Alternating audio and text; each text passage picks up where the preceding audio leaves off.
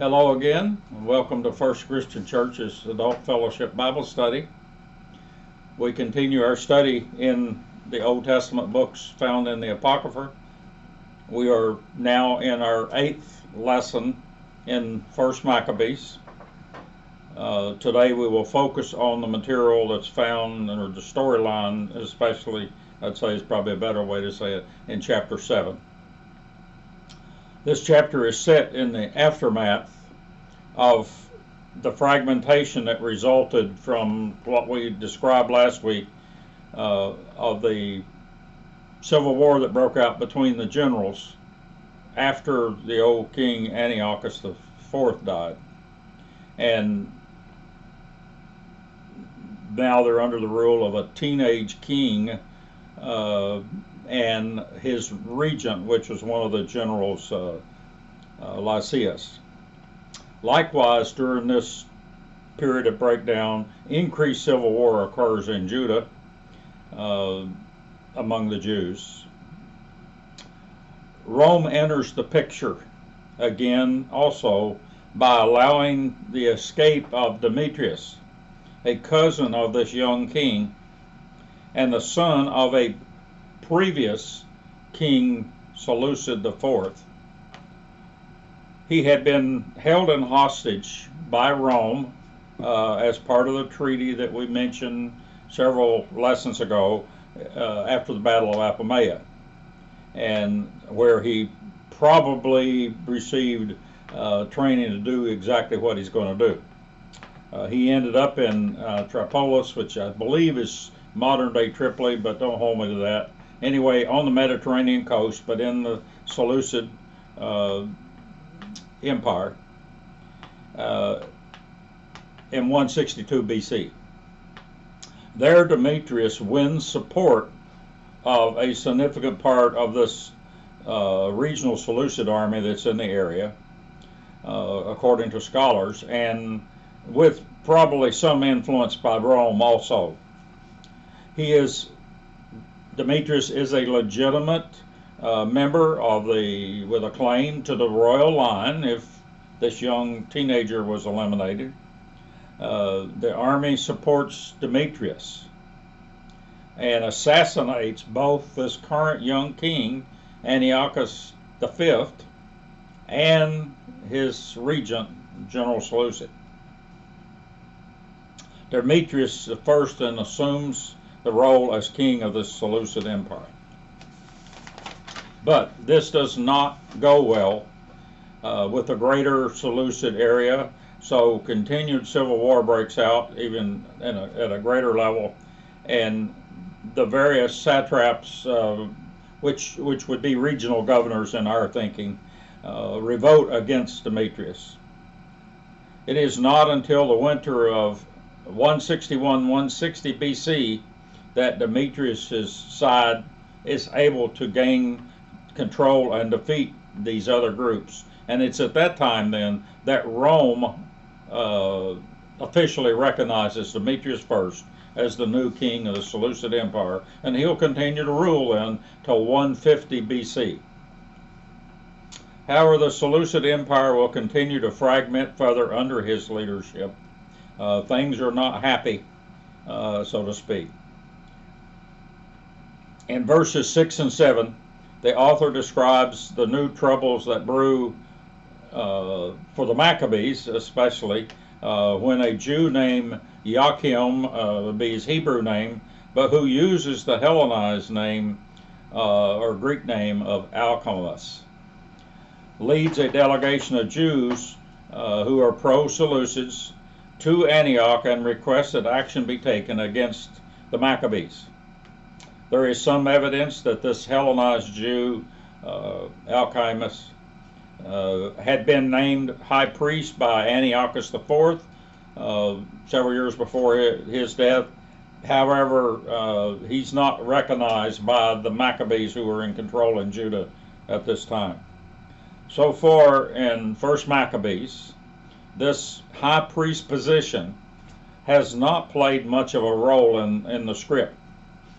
Who actually served as high priest under his control is not clear. But there would have been one installed, because we know, at least, after the temple was cleansed and rededicated, because they mention celebrating high holy days, and even mention Yom Kippur, or the Feast of Atonement, in which case a high priest is the central priestly figure who serves them between God and the people. So it's not clear from any kind of records I could find that who actually served in that role. However, from other sources, it's very clear that even though the Maccabees may not have recognized certain high priests, that the Seleucids, who were ruling the area, did officially recognize several people as high priests from 175 to this period of 161 that we're in now. And that would have been from in 175 to 172, that 3 or 4 year period, one named Jason. 172 to 163, in other words, approximate 10-year period there, Menelaus. And then in 163 to 159, this guy, Alcimus. If this be the case, then scholars say, they assume that Alcimus had been named, had gone actually to King Demetrius to have his high priestly hood reinstated, which was a requirement under their laws. Following Alcimus' request or advice to Demetrius, Demetrius names a general named Bacchides as a satrap, governor general, if you will, of this large area running all the way from south of the Euphrates River down to Egypt, which would have included Judah. The king specifically charges him to address the Judah problem and take vengeance on the Israelites. Now, by using that set of terms, scholars say he specifically means those loyal to the ancestral Israelite religion, not those practicing what would have been at that time the modern day Judaism influenced by Hellenization. And which is, this ancestral religion, of course, is the core event of religious freedom that the Maccabees claim to be fighting for. These large forces under Bacchides enter Judah and make contact with the Maccabees using an offer of peace. Their claim is all they want to do is to establish Alcimus as high priest, which would have made him then ruler over the temple, that is, over the religion, as well as serve as the ruler of the state, which is the way things have been for a long time. But the Maccabees do not take the bait, as they see it as a scheme to capture them. Plus, Alcimus does not hold their religious views. But the Hasidians, which we mentioned before, who became a significant military force within the Maccabees, do side with the Seleucids and this new high priest. Recall that these Hasidians were a significant military arm of the Maccabees, but here it says it's the scribes, does not mention the military part of it. So consequently, scholars conclude this probably means these are just the officials from the government within the Hasidian community that go and proclaim their loyalty to him. They have, these Hasidians have with them a priest of the first order who would be proper representative, and scholars say they are the leaders of the community with significant priestly lines to make the official offer. This likely means they are willing to worship under Alcimus. Doesn't mean they are loyal to his religion, but they see a way through being able to worship in the temple with him as ruler. He gives his word, that is, Alcimus gives his word that he will accept them in peace and takes an oath not to harm them. But something goes awry, and that's not clear from history what that is. And Alcimus then turns on these Hasidians and executes 60 of them. In verses 16 and 17, the writer here in 1 Maccabees claims that this action of him executing these people fulfills the prophecy in Psalm 79, verses 2 and 3, that is, that they are considered these faithful ones that are described there. And therefore, the writer, by making this claim, is thus saying that current events that are happening now, just like in the day of David, are under God's hand, and that's what they're making. Is this is God is this is these faithful ones have fulfilled that promise, and God is still in control, despite the fact that we don't necessarily like what just happened. Between the lines, scholars claim the writer is pointing the reader to see that the wisdom, ultimately, that the wisdom of Judas Maccabee is wise here. Don't trust this new high priest.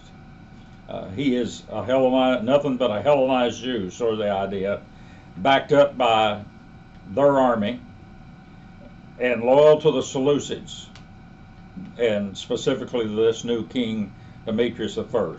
He is not a loyal Jew to the ancestral religion and the ancestral faith. Bacchides pulls his army out of Jerusalem after this event, after he has officially installed Alcimus as high priest, and goes south. But he continues to round up Jews that are not loyal to the high priest and executes them. So the people are in great fear. Alcimus is unable to unify the Jews due to increased civil war, increased unrest, and the Maccabees really put the pressure on, according to historians, by a very high level of guerrilla warfare, specifically designed to interfere with his leadership. They clearly want more. That is, the Maccabees. With the kinds of things they're doing, scholars say clearly they're implying we want more than just religious freedom. They want control of the state.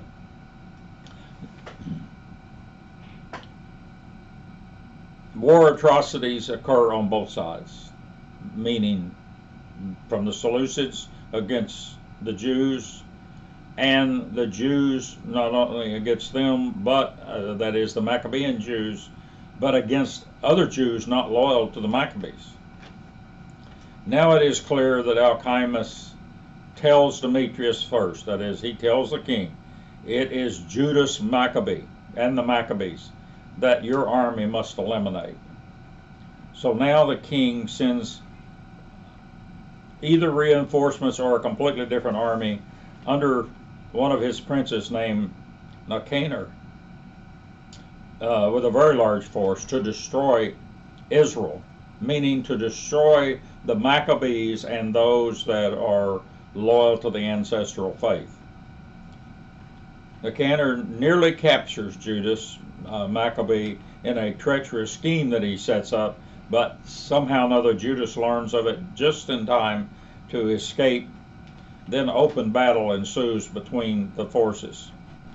Nicanor's forces captures the temple, and they threaten to destroy it unless the Jews turn Judas Maccabee and other Maccabees over to them.